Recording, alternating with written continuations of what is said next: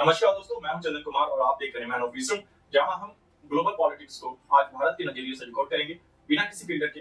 और मैं आपको बताना चाहूंगा कि ये सिर्फ एक चैनल नहीं है, ये एक सोच है, एक मिशन है, जहां एनालिसिस का मतलब सिर्फ हेडलाइंस पढ़ लेना नहीं है, बल्कि उनके पीछे छुपे गेम प्लान्स को समझना होता है।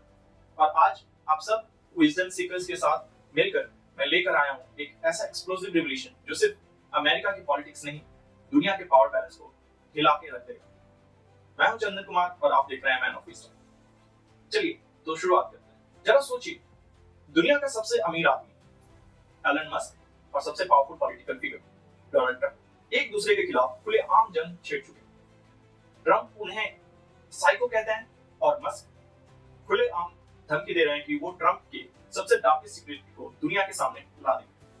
पर असली बात ये नहीं है कि ये दोनों लड़ रहे हैं। असली बात ये है कि जब दो शेर जंगल में लड़ते हैं तो सबसे ज्यादा फायदा किसका होता है? जो शांत है पर हर मुंह देख, यानी चीते का सबसे ज्यादा फायदा होता है। और इस अमेरिकन सर्कस के बीच भारत क्वाइटली अपना पोजीशन इतना पावरफुल बना रहा है कि आने वाले दिनों में दुनिया नई दिल्ली की तरफ देखेगी, ना कि वॉशिंगटन की तरफ। ये वीडियो देखते रहिए, क्योंकि आज के बाद आप दुनिया को एक नई नजर से देखेंगे और भारत को चीते के समान समझना शुरू कर देंगे। दोस्तों, ये जो पॉलिटिकल ड्रामा चल रहा है अमेरिका में, ये कोई छोटी मोटी लड़ाई नहीं है। ये है एक सुपर पावर कंट्री के अंदर से टूटने का live broadcast. Donald Trump desperation के एक्सट्रीम पे हैं। एलन मस्क को मेंटली अनस्टेबल कहना, $13 बिलियन का स्पेसएक्स कॉन्ट्रैक्ट को कैंसिल करने की धमकी देना और टेस्ला की फेडरल सब्सिडीज रोक देना। ये सब डिसीजन कोई मैच्योर स्टेट्समैन का नहीं, बल्कि एक इनसिक्योर डिक्टेटर का है। और एलन मस्क भी पीछे हटने वालों में से नहीं। उन्होंने सिंपली बोला, फाइन, मैं ड्रैगन स्पेसक्राफ्ट की ऑपरेशन सस्पेंड करता हूं। एक ट्वीट में उन्होंने अमेरिकन स्पेस प्रोग्राम को हाईजैक कर दिया। और सबसे ज्यादा धमाकेदार मोमेंट तब आया जब मस्क ने हिंट दिया कि Trump is in the Epstein files. अब ये एप्स्टीन फाइल्स क्या है? जरूर आपके मन में ख्याल आ रहा होगा, और आपने अभी तक हर एक सोशल मीडिया पे ये ट्वीट्स के बारे में आपको चर्चा सुनने में मिल गई। वो आप यूट्यूब के थ्रू, इंस्टाग्राम के थ्रू या फेसबुक के थ्रू आपने कहीं ना कहीं से ये तो सुना ही होगा कि Trump is in the Epstein files. लेकिन इसका मतलब क्या? आइए जानते हैं। एप्स्टीन फाइल्स, इनमें प्राइवेट जेट के फ्लाइट लॉग्स हैं, जिसमें हाई प्रोफाइल लोगों के नेम्स लिखे हैं जो जेफरी एप्स्टीन के प्राइवेट आइलैंड जाते थे। इसके अलावा हंड्रेड ऑफ विक्टिम्स के statements, black book, contacts, chat records और सील्ड कोर्ट डॉक्यूमेंट इस फाइल में है, जिसमें अब तक के सबसे बड़े स्कैंडल छुपाए गए हैं। और ट्रंप का नाम उन्हीं कॉन्फिडेंशियल लोगों में मेंशन हुआ है। अगर ये सारी फाइल्स पब्लिक हो गई तो सिर्फ एक पॉलिटिकल स्कैंडल नहीं, बल्कि पूरी ग्लोबल पावर स्ट्रक्चर हिल सकता है। अब ट्रंप की ऑथोरिटेरियन साइकोलॉजी को समझने की भी जरूरत है। चलिए अब ट्रंप की पर्सनालिटी को थोड़ा और गहराई से समझते हैं। उनकी एक्शंस टिपिकल ऑथोरिटेरियन लीडर जैसे हैं। नाटो अलाइज को ओपनली धमकी देना कि अगर पैसे नहीं दिए तो प्रोटेक्शन कैंसिल, यूरोपियन लीडर को इंसल्ट करना और ट्रेड वॉर्स बिना किसी स्ट्रेटेजिक प्लानिंग के स्टार्ट करना, ये सब उनके कंट्रोलिंग और ईगो ड्रिवन नेचर को रिफ्लेक्ट करता है। ऐसे लीडर के लिए या तो आप 100% उनके साथ हो, वरना आप उनके दुश्मन हो। ये जीरो सम माइंडसेट डेंजरस होता है, स्पेशली जब वो आदमी न्यूक्लियर कोड्स का गार्डियन हो। साइकोलॉजिकल रेड फ्लैग जैसे narcissistic rage, impulse control issues और पैरानोया, ये सब ट्रंप में क्लियरली दिखाई देता है। और हिस्ट्री ने दिखाया है, जब लीडर्स अपने ईगो में ब्रिलियंट माइंड्स को डिस्ट्रॉय करते हैं तो उनका खुद का एम्पायर गिरता है। हिटलर ने अपने जनरल्स को मार गिराया, स्टालिन ने अपने पार्टी के लोगों को, और आज ट्रंप एलन मस्क जैसे विजनरी को डिस्ट्रॉय करने पे तुला हुआ है। अब आते हैं सबसे क्रूशियल क्वेश्चन, ये सब कुछ हो रहा है तो इंडिया कहां फिट होता है इस ग्लोबल केओस में? तो दोस्तों जवाब है, इंडिया परफेक्टली पोजीशनड है इस पूरे पावर वैक्यूम को फिल करने के लिए, और ये भारत का गोल्डन मोमेंट है।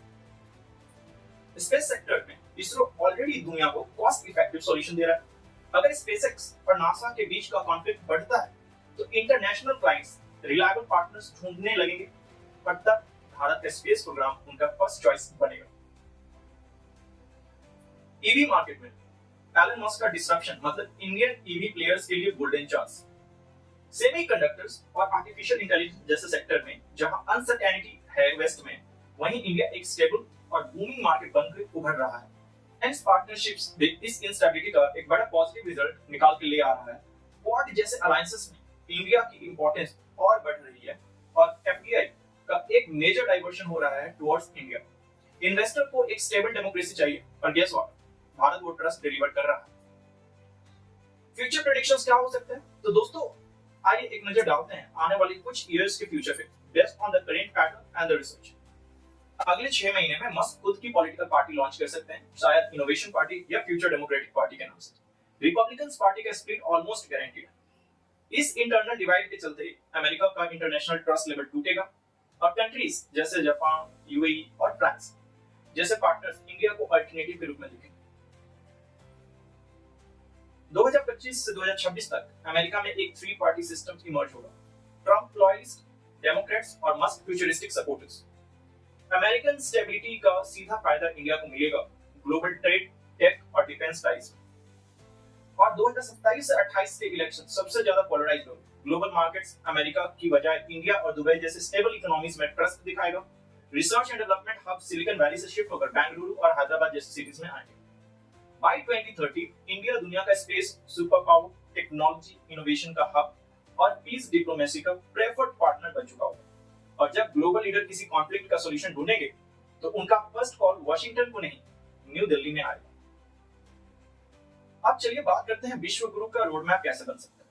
लेकिन ये सब होने के लिए हमें अपनी स्ट्रेटजी को और शार्पन करना होगा। दुनिया काफी फ्रेगमेंटेड है, अमेरिका डिस्ट्रैक्टेड है, चाइना के खिलाफ रिजेंटमेंट बढ़ रहा है, यूरोप फाइनेंशियल क्राइसिस में फंसा हुआ है और रशिया अपने ही वॉर ट्रैप में फंसा हुआ है। ऐसे में भारत एक साइलेंट पावर बन रहा है जिसमें स्टेबिलिटी, यूथ, टेक्नोलॉजी ग्रोथ और स्पिरिचुअल विजडम का रेयर कॉम्बो है। Manufacturing, green energy, fintech, cyber security, defence exports, हर जगह हम साइलेंटली लीडरशिप ले रहे हैं। कल्चरल सॉफ्ट पावर तो ऑलरेडी योगा, आयुर्वेदा और बॉलीवुड के थ्रू ग्लोबल फुटप्रिंट्स बन चुका है। डिप्लोमेटिकली भी इंडिया आज मीडिएटर का रोल प्ले कर रहा है, चाहे वो इजराइल पैलेस्टीन हो या रशिया यूक्रेन, और मोदी गवर्नमेंट इस मोमेंट को पहचान चुका है। ये है भारत का डेस्टिनी मोमेंट, या आप बोलो तो गोल्डन मोमेंट। जो सोया हुआ था अब जाग रहा है, जो छुपा हुआ था अब उभर रहा है। तो दोस्तों अब समझ आया, जब अमेरिका अपने इंटरनल बैटल्स में उलझा हुआ है, भारत क्वाइटली अपने पहचान को रीडिफाइन कर रहा है। पर एक शॉकिंग बात और है, ये ट्रम्प और मस्क की लड़ाई सिर्फ ईगो का क्लैश नहीं है, बल्कि इसका पूरा डिजाइन लगता है एक हिडन मास्टर प्लान। गेस करिए, क्या China behind the curtains game खेल रहा है या कोई और अनलाइकली प्लेयर? अपना गेस कमेंट में लिखिए, वीडियो को शेयर कीजिए और सब्सक्राइब जरूर कीजिए, क्योंकि अगला एपिसोड आपके जियोपॉलिटिकल पर्सपेक्टिव को कंप्लीटली ट्रांसफॉर्म कर देगा। अगर आप चाहते हैं कि आपको हर वीडियो का अपडेट सबसे पहले मिले, तो डिस्क्रिप्शन में दिए गए व्हाट्सएप चैनल को ज्वाइन करना ना भूलें। आपका एक ज्वाइन करना, एक लाइक, एक कमेंट और एक सब्सक्राइब हमारे लिए एक नई मोटिवेशन है, एक नई रिवॉल्यूशन का बीज है। मैं हूं चंदन कुमार और आप देख रहे थे मैन ऑफ विजडम। मिलते हैं अगले एपिसोड में एक नया सोच, एक नए जज्बात और एक नए भारत के विजन के साथ। तब तक के लिए जय हिंद।